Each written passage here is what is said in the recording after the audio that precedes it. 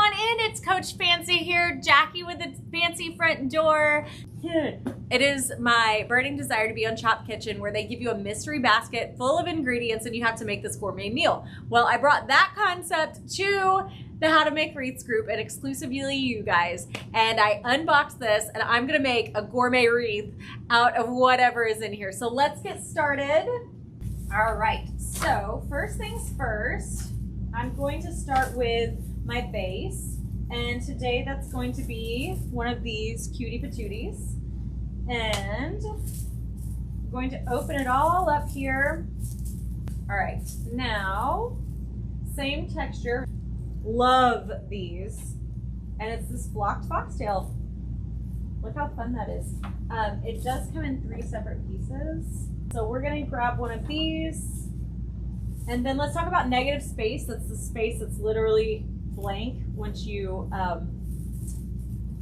manipulate this and unfurl it and get everybody where you want them. So let's just align this up in here to where these little foxtails kind of line up right between the other negative spaces and just kind of dance in between. Lovely. It was like they were made to go together. But truthfully, the reason this happens in such a great balance is because most picks and sprays are balanced in 3s, so that when you marry them like this, they do kind of fit together, which is awesome. Let's get a little bit of a floral going on.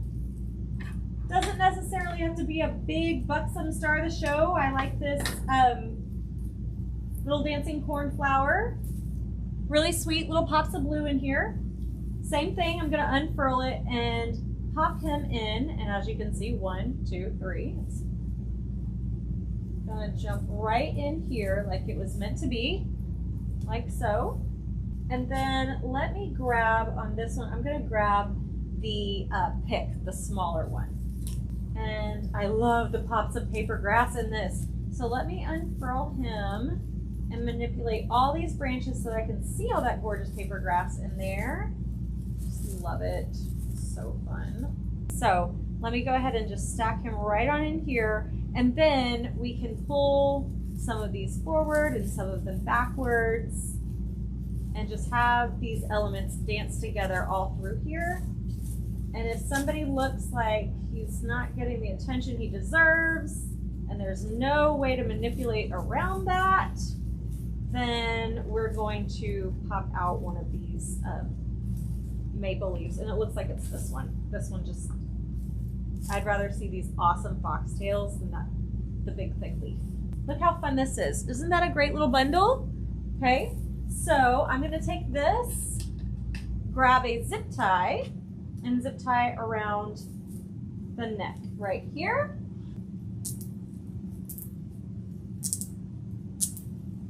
Okay, now I'm gonna grab these, because I don't need this long stem down here, and trim them a little bit shorter.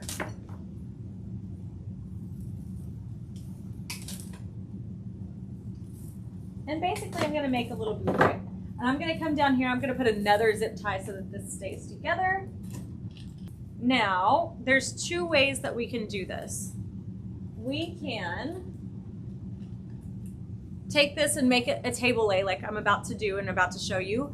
But if you're making a pumpkin topper, which I love doing with those big foam pumpkins that we can find all over the place. For example, this one's made out of foam. I love foam, they're super stabby. You just stab all the things right in them, okay? What you would do if you were making this a pumpkin topper, to just stab right into the center of your gorgeous pumpkin, okay? You just stab it right down in there, and have, just also please imagine this pumpkin being about 3 times the size.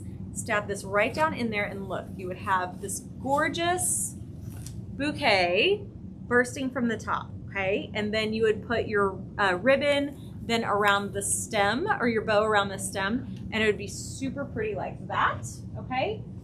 So if that's the route you want to take this, what you're going to do at this step, remember, have a zip tie up here.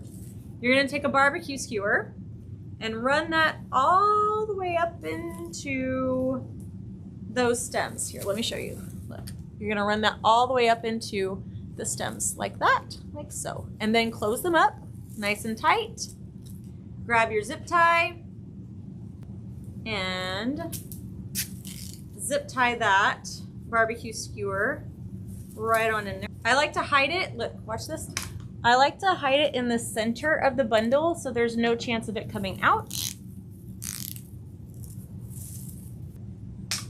You would just take this whole thing and plop it right down into your pumpkin, okay? Make a little pumpkin topper. All right, but we're not doing that today because none of my big pumpkins are here. So idea number one, pumpkin topper. Idea number two, this is called a table lay. And you literally just take something really gorgeous that you built like this, generally out of the scraps that you have left over from the wreath or the swag or the centerpiece that you just made, and just bundle some of your cutesies together, and it makes such a great thank you gift to good customers. So this is gonna be a table lay, so I want a little bit more height, or technically length, on it. So I'm gonna grab these guys right here, pop them behind here, and just add another element of fun to this. It's super gorgeous. Grab a little zip tie, grab some of these, bring them forward. Love this. But let me grab the zip tie real quick and bundle these together as well.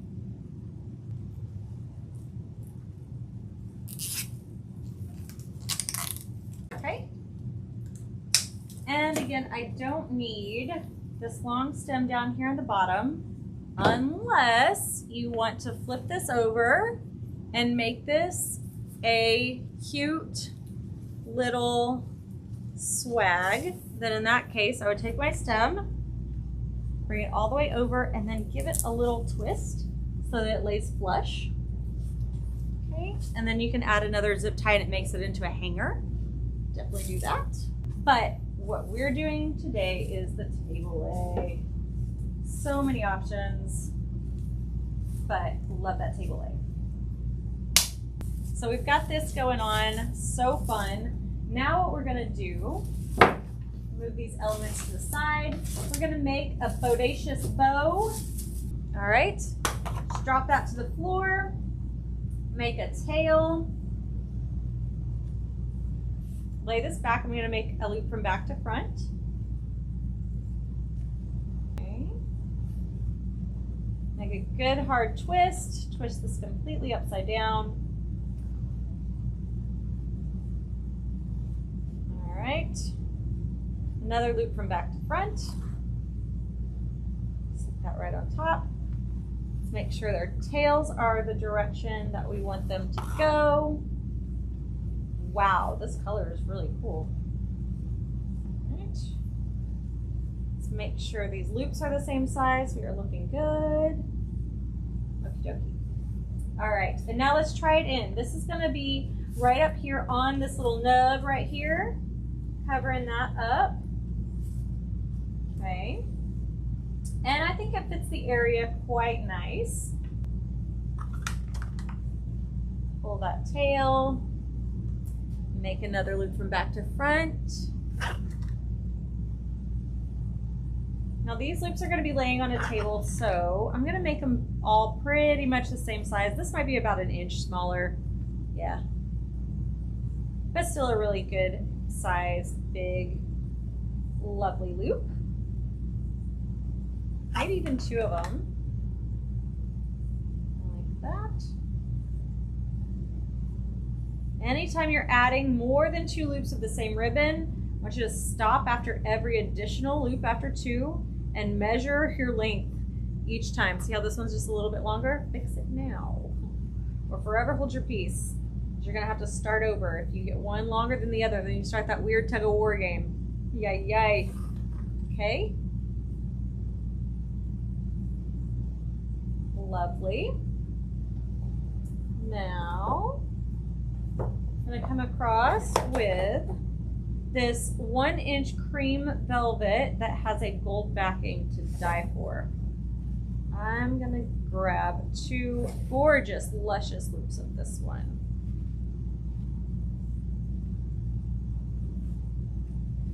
sure they're the same height. We are looking good. Actually, I think I want them smaller, like a beautiful little pop in the middle.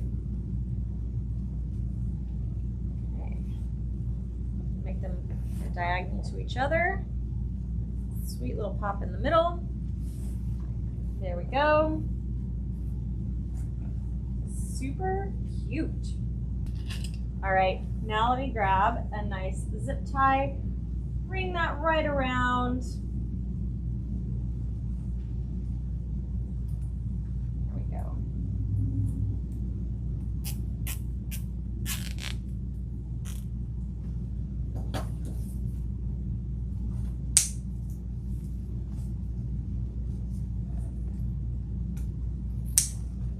Awesome. Just trim these tails. Everybody's nice and even Steven. There we go. I like this. So last but not least, one more zip tie right around here. That just marries the whole thing together. And then let's fluff up that bow like it would be sitting on a table, which is just a little different than if it was sitting on a wreath, because you want it to be big and poofy and more 3D. Curl this ribbon. A little reverse curl on this one. And then I'm just gonna kind of curl it, make it beautiful. It's like a miniature centerpiece kind of situation. But these are perfect for little end tables or entry tables, just a little something to elevate the space and decorate it for the holiday. But check this out. This is how it's gonna lay on a table. Isn't that so fun? So gorgeous.